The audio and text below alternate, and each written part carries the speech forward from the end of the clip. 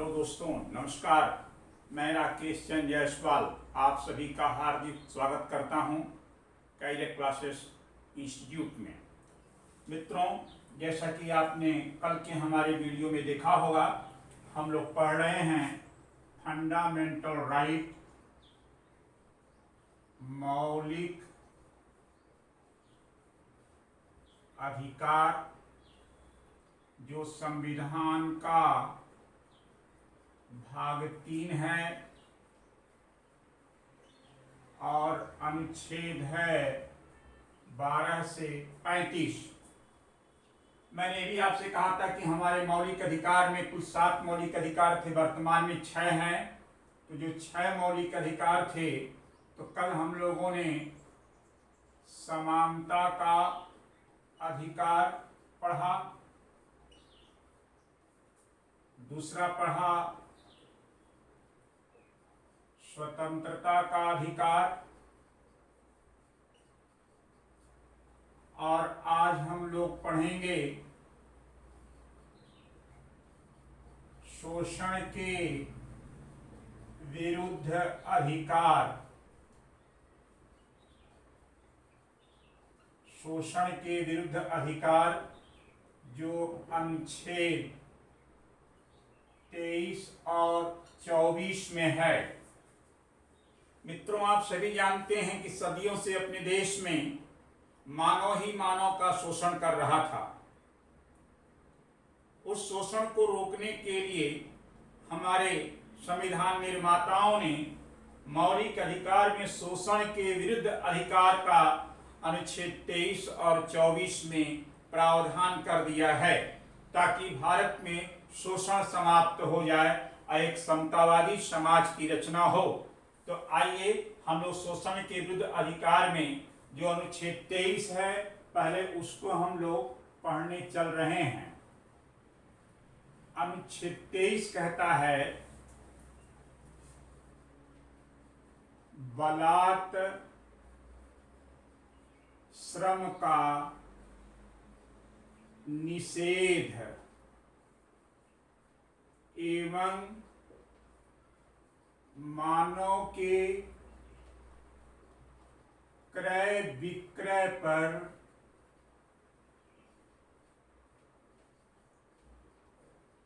पूर्णतया प्रतिबंध।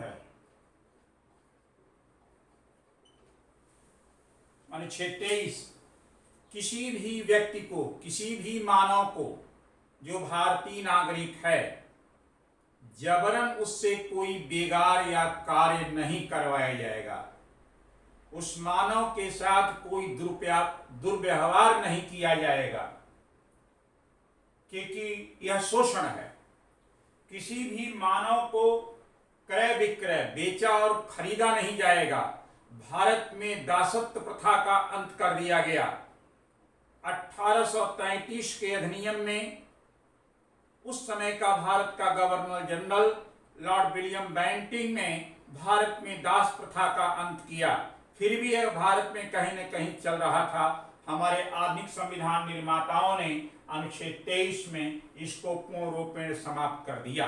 किंतु मित्रों, आप ये जानते हैं कि भारत में अतिशय गरीबी है, बेरोजगारी का दौर था उस जमाने में और आज भी है। बहुत लोग मजबूर होकर के ना चाहते हुए भी उनका शोषण हो जा रहा था। यद्यपि हमारे मौलिक अधिकार में इस पर प्रतिबंध लगा दिया गया कि किसी भी प्रकार का शोषण न होने पाए, और समय समय पर हमारी सरकार ने इस पर नियम भी बनाया। वर्ष 1976 में बंधुआ मजदूर बाल श्रम समाप्त निषेध अधिनियम बनाया, यानी किसी भी व्यक्ति से जबरन बंधुआ मजदूरी नहीं कराई जाएगी। 1970 में लेबर कॉन्ट्रैक्ट लॉ बनाया गया, ताकि उनका शोषण से मुक्त किया जा सके अपने मजदूर वर्ग का। अनुच्छेद 24 में बचपना का संरक्षण है। बचपना का संरक्षण सेव ऑफ चाइल्डहुड, इसका मतलब क्या है? इसका मतलब यह है कि 14 वर्ष से कम आयु के बच्चों को किसी भी खतरनाक जगह पर कार्य नहीं करवाया जाएगा। यह भी एक सच है कि पूरी दुनिया में सर्वाधिक बाल मजदूर भारत में पाए जाते हैं। हमारे संविधान निर्माताओं ने अनुच्छेद 24 में बालकों के मजदूरी से बचाने के लिए यह व्यवस्था किया और इसे दंडनीय अपराध भी बनाया ताकि उसके बचपना का संरक्षण हो सके। किंतु आज भी यह रुक नहीं रहा है। इसके लिए प्रत्येक व्यक्ति को आगे आना पड़ेगा। भारत के प्रख्यात समाजविद कैलाश सत्यार्थी ने बचपन बचाओ आंदोलन के द्वारा लाखों बेसहारा बच्चों को इस शोषण से मुक्ति दिलाया। कैलाश सत्यार्थी को वर्ष 2014 में शांति का नोबेल पुरस्कार भी दिया गया था बचपन बचाओ आंदोलन के बेहतर प्रयास के लिए। इसलिए 23 और 24 में यह शोषण के विरुद्ध अधिकार दिया गया है। इसमें चाइल्ड लेबर एक्ट भी बनाया गया जिससे कि बचपन को बचाया जा सके, बालकों को बचाया जा सके। अब हम लोग चौथा मौलिक अधिकार की बात करेंगे। यह चौथा मौलिक अधिकार है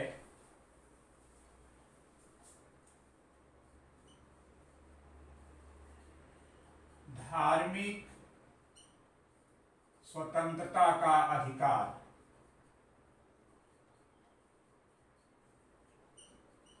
यह धार्मिक स्वतंत्रता का अधिकार है अनुच्छेद 25 से अनुच्छेद 28। मित्रों, आप सभी जानते हैं कि भारत पंथ निरपेक्ष या धर्म निरपेक्ष राज्य है। पंथ निरपेक्ष या धर्म निरपेक्ष राज्य का आशय यह है कि हमारे राज्य का अपना कोई व्यक्तिगत धर्म नहीं है, बल्कि राज्य के समक्ष सभी धर्म बराबर हैं।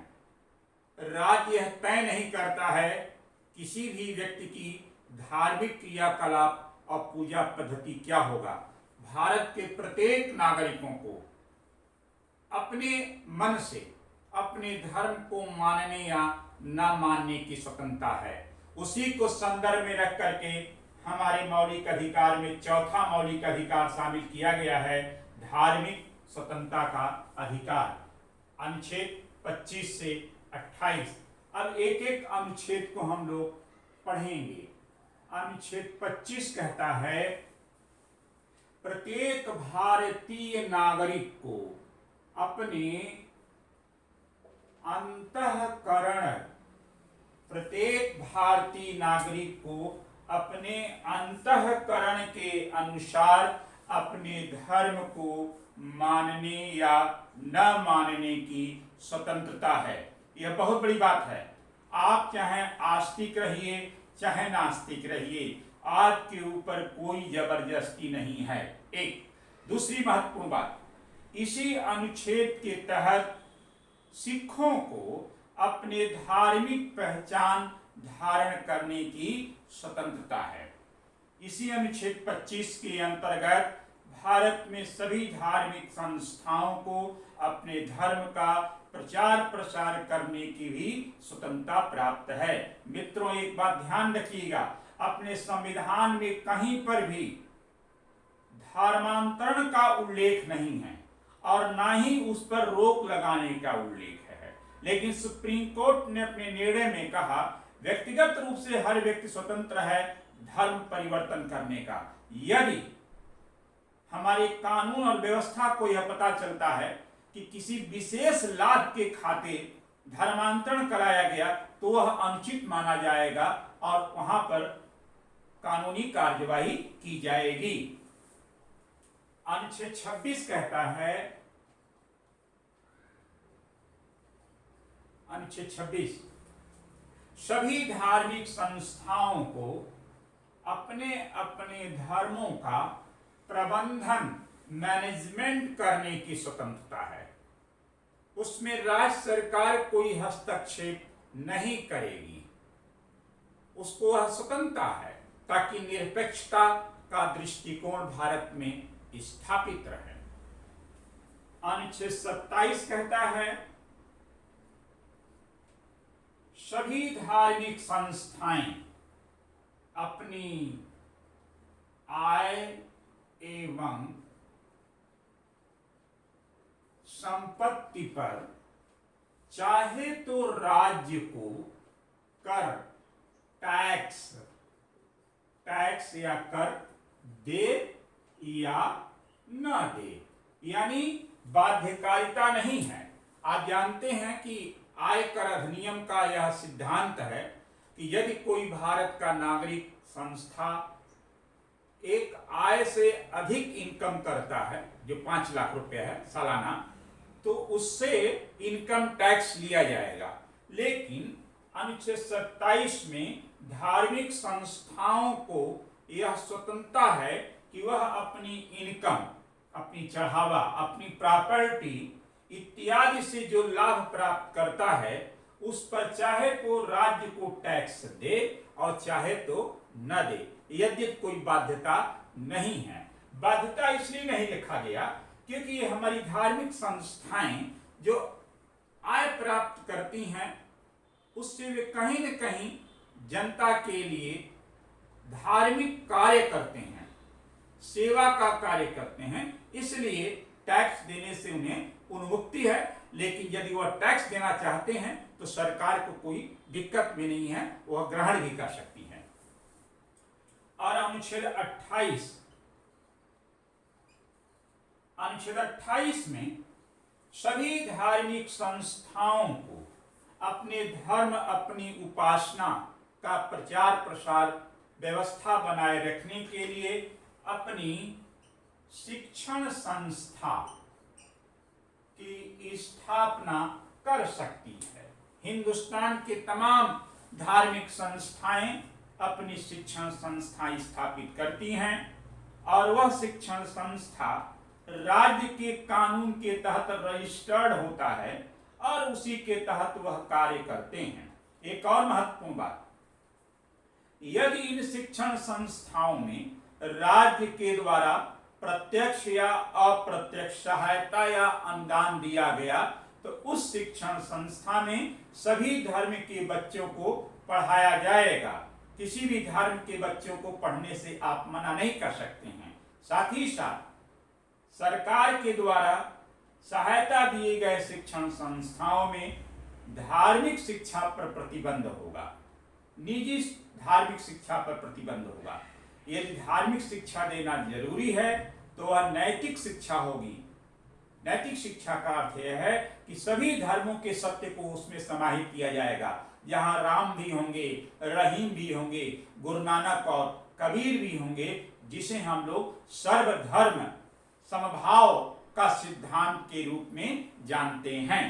यह था धार्मिक स्वतंत्रता का अधिकार, अनुच्छेद 25 से 28 मैंने आपके सामने प्रस्तुत कर दिया। लेकिन एक विशेष बात ध्यान रखिएगा, धार्मिक क्रियाकलाप व्यक्तिगत जीवन में शामिल है, लेकिन अगर किसी का व्यक्तिगत धार्मिक क्रियाकलाप या सार्वजनिक क्रियाकलाप से अपने समाज को, राष्ट्र को, देश को, कानून को चुनौती मिलता है तो यहाँ पर हमारी सरकार हस्तक्षेप कर सकती है।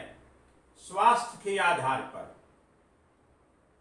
सार्वजनिक शांति और सदाचार बनाने के आधार पर सरकार को यह अधिकार है कि वह धर्म में हस्तक्षेप करेगी अगर किसी का धर्म समाज के और देश के लिए खतरा उत्पन्न होता है तो।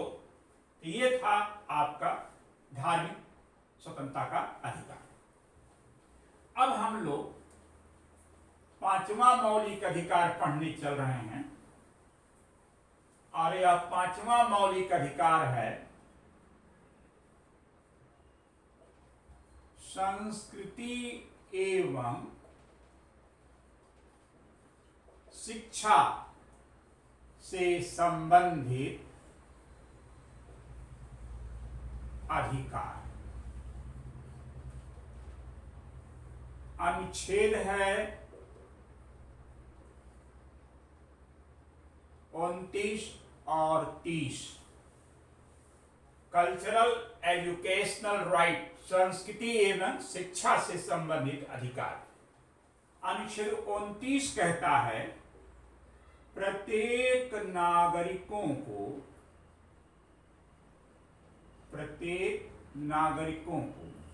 अपनी संस्कृति एवं भाषा से संबंधित अपनी लिपियों को संरक्षित करने की स्वतंत्रता प्राप्त है। अनुच्छेद 29 प्रत्येक नागरिकों को अपनी संस्कृति, व्याकरण, भाषा से संबंधित अपनी लिपियों को संरक्षित करने की स्वतंत्रता है, क्योंकि उसकी संस्कृति अक्षुण्ण रहे, इसलिए यह जरूरी था। बिना किसी भेदभाव के प्रत्येक संस्कृति को अपनी भाषा और लिपियों से संबंधित मामले को संरक्षित करने की स्वतंत्रता प्राप्त है अनुच्छेद 29 में। और अनुच्छेद 30 कहता है सभी अल्पसंख्यकों को, ध्यान रखिएगा, अनुच्छेद 30 में अल्पसंख्यक शब्द का उल्लेख है, किंतु अल्पसंख्यक शब्द को परिभाषित नहीं किया गया है। सभी अल्पसंख्यकों को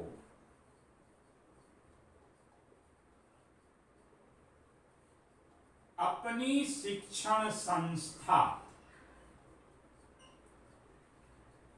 स्थापित करने की स्वतंत्रता है। जितने भी भारत में अल्पसंख्यक हैं वे अपनी शिक्षण संस्था को स्थापित कर सकते हैं। एक दूसरी बात, राज्य के द्वारा इन शिक्षण संस्थाओं को सहायता देने में कोई भेदभाव नहीं किया जाएगा, ताकि अल्पसंख्यकों का भी शैक्षणिक सांस्कृतिक वर्धन हो, उनका विकास हो। यह बहुत इंपॉर्टेंट है। अनुच्छेद 29 और 30 को कहा जाता है, यह बेसिकली भारतीय अल्पसंख्यकों को दिया गया मौलिक अधिकार है, जो उन्हें राष्ट्र की मुख्य धारा में शामिल कर सके। और ये बहुत बड़ी बात है, ऐसा कहीं नहीं है, हिंदुस्तान में है, क्योंकि हिंदुस्तान सेकुलर है, इसलिए आवश्यक है। यह 5 आपका मौलिक अधिकार। अब हम लोग 6वां मौलिक अधिकार की बात करने चल रहे हैं। यह 6वां मौलिक अधिकार है संवैधानिक उपचारों का अधिकार। अनुच्छेद है 32, राइट टू कॉन्स्टिट्यूशनल रेमेडीज, संवैधानिक उपचारों का अधिकार। मित्रों, इससे पहले एक और था मौलिक अधिकार अनुच्छेद 31 में, जिसे हम लोग संपत्ति का मौलिक अधिकार के नाम से जानते थे। अपने मूल संविधान में वह भी एक मौलिक अधिकार था, किंतु जनता पार्टी की सरकार ने 1978 में 44वें संविधान संशोधन के द्वारा संपत्ति के मूल अधिकार को समाप्त कर दिया, और उसी संशोधन से संपत्ति को वैधानिक अधिकार का दर्जा दिया गया, जिसका उल्लेख संविधान के भाग 12 अनुच्छेद 300A में रख दिया गया। तो संपत्ति अब वर्तमान में सिर्फ कानूनी अधिकार है, वैधानिक अधिकार है, न कि मौलिक अधिकार है। तो जो संवैधानिक उपचारों का अधिकार अनुच्छेद 32, यह बहुत ही महत्वपूर्ण है, क्योंकि डॉक्टर भीमराव अंबेडकर साहब ने अनुच्छेद 32 को संविधान की आत्मा कहा। अब सवाल ये उठता है, अनुच्छेद 32 डॉक्टर अंबेडकर साहब की नजरों में संविधान की आत्मा क्यों है?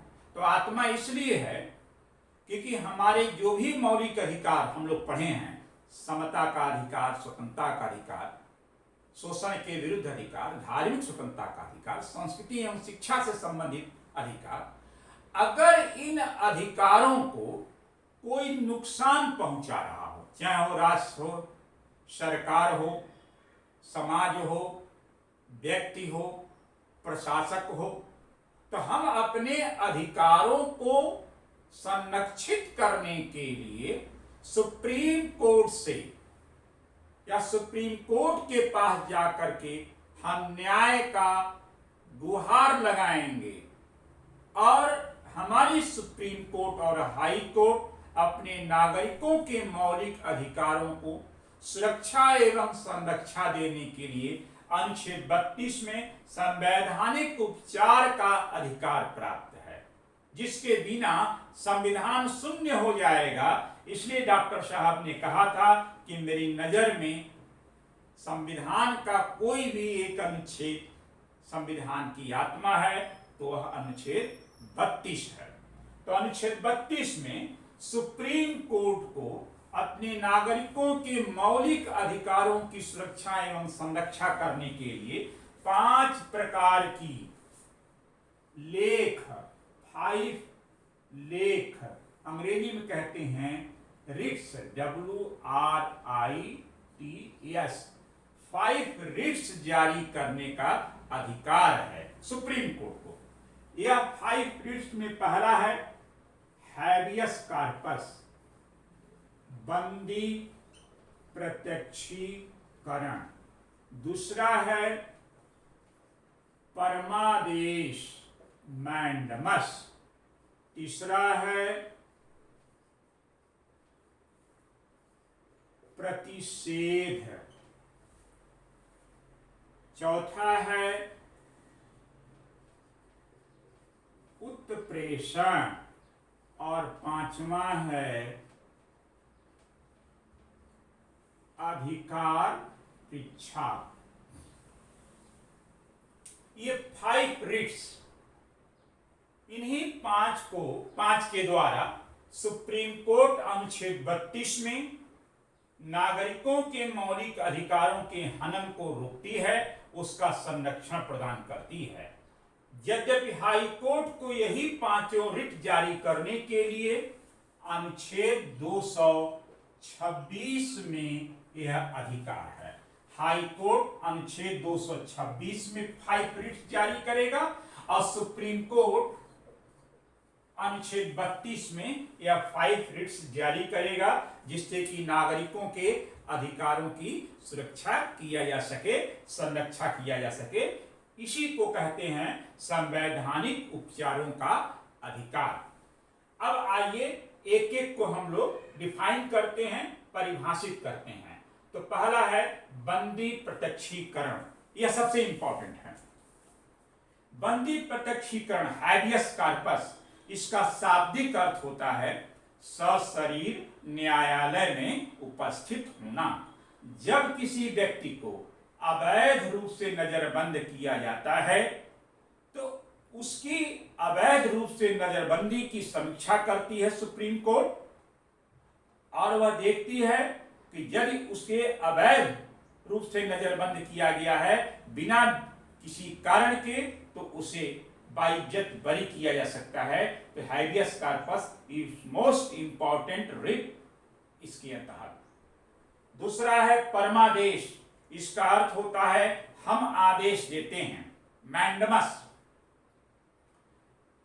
जब सार्वजनिक मामले में हमारा प्रशासक जनता के हितों का ख्याल नहीं रखता है तो कोर्ट आदेश देता है उस सार्वजनिक ऑफिसर को कि जनता के हितों का संरक्षण परिवर्धन करने के लिए आप कार्य करें। यह परमादेश है। प्रतिषेध प्रोहिबिशन, इसका मतलब होता है कार्यवाही रोक दिया जाए। जब जिला न्यायालय या अर्ध न्यायिक संस्थाएं कोई ऐसा कार्य करती हैं जो उन्हें अधिकार क्षेत्र में नहीं है कार्य करने का, तो अपर कोर्ट, सुप्रीम कोर्ट और हाई कोर्ट लोअर कोर्ट को और अर्ध न्यायिक संस्थाओं को प्रतिषेध जारी करके उनके किए गए कार्यवाही को रोक देती है। उसके बाद आता है उत्प्रेषण, साइटी ओरेडी, जिसका अर्थ होता है कार्यवाही को मेरे पास भेज दिया जाए, यानी अपर कोर्ट के द्वारा लोअर कोर्ट तथा अर्ध न्यायिक संस्थाओं को जिन मामलों में कार्यवाही को रोकने का निर्देश दिया, जो मामला उनके अधिकार क्षेत्र में नहीं है, तो उस मामले को देखने के लिए अपर कोर्ट अपने पास मंगा लेता है उत्प्रेषण के तहत। और लास्ट है अधिकार परीक्षा को वारंटो, इसका अर्थ होता है तुम्हारा प्राधिकार क्या है। जब पब्लिक ऑफिसर अपने अधिकार क्षेत्र का वायलेशन करता है, अतिक्रमण करता है, उल्लंघन करता है, जिससे कि नागरिकों के मौलिक अधिकारों को क्षति या नुकसान पहुंचती है, तो फिर अपर कोर्ट को वारंट को जारी करके उनके किए गए कार्यवाही को रोक देता है और जो कार्य किए हैं उसकी वैधता की जांच करता है। यह 5 रिट्स है। इन्हीं 5 रिटों के द्वारा नागरिकों के मौलिक अधिकारों को उपचार मिलता है, जिससे कि उनके अधिकार हमेशा सुरक्षित और संरक्षित बने रहें। इसलिए डॉक्टर अंबेडकर साहब ने कहा था, मेरी नजर में अनुच्छेद 32 संविधान की आत्मा है। जबकि भारत के सुप्रीम कोर्ट के पूर्व प्रधान न्यायाधीश न्यायमूर्ति गजेंद्र गढ़कर ने कहा, अनुच्छेद 32 भारतीय लोकतंत्र की नींव है, इसका रहना बहुत ही आवश्यक है। तो ये थे आपके 6 मौलिक अधिकार, जो मैंने एक एक करके आपके सामने व्याख्या कर दिया हूं। लेकिन मित्रों, मैंने कहा अनुच्छेद 12 से 35 है मौलिक अधिकार, तो हम लोग परसों से ही क्रम से 12, 13, 14 से लेकर के अब तक पढ़े हैं और अब हम आगे पढ़ाने चल रहे हैं अनुच्छेद 33, 34 और 35। अब जरा इसको हम लोग पढ़ते हैं।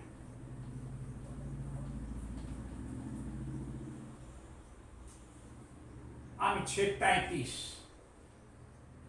अनुच्छेद 33 कहता है 33, जब भारत के समक्ष युद्ध या युद्ध होने की संभावना हो, जब भारत के समक्ष युद्ध या युद्ध होने की संभावना हो, तो ऐसी परिस्थितियों में इंडियन मिलिट्री, भारतीय सेना, पैरामिलिट्री फोर्स, अर्धसैनिक बलों को कोई भी मौलिक अधिकार प्राप्त नहीं होगा, वह सस्पेंडेड होगा और शांति काल में उन्हें मौलिक अधिकार मिलेगा, किंतु वह भी एक नियंत्रण में, क्योंकि सेना और अर्धसैनिक बल में अनुशासन का बड़ा महत्व होता है, तो वह अपने नियमों के तहत अपने अधिकारों का सदुपयोग करेंगे।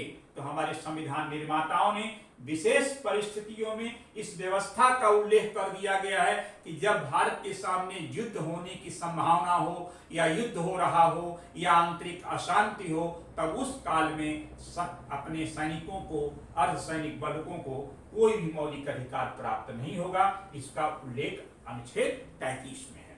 और अनुच्छेद 34 में कहा गया है कि जब भारत के किसी भी क्षेत्र में सैन्य कानून, मार्शल लॉ लागू है, सैन्य कानून या मार्शल लॉ लागू है, तो उस क्षेत्र में सभी मौलिक अधिकार स्थगित कर दिए जाएंगे। जिसे कहते हैं अक्सफा, स्पेशल आर्म फोर्स एक्ट, तो स्थित कर दिए जाएंगे, जिससे कि नागरिकों को शांति व्यवस्था दिया जा सके। और अनुच्छेद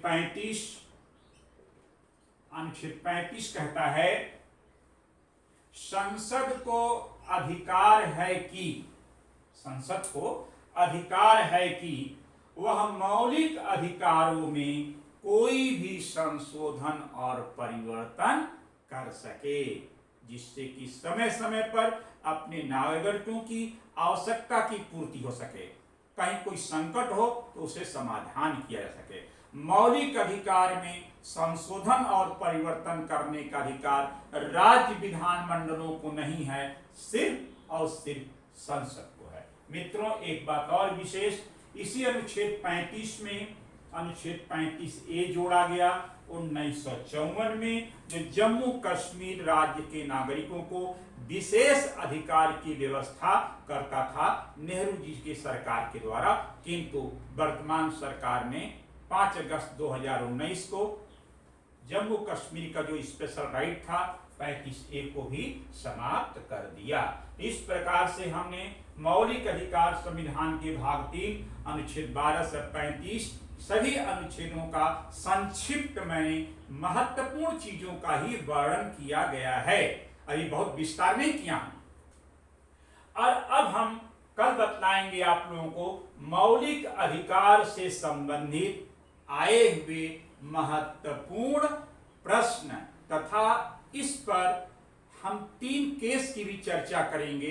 गोलकनाथवाद, केशवानंद भारती केस और मिनर्वा मिल केस तथा शंकरी प्रसाद का केस की भी चर्चा करेंगे कल। Thank you.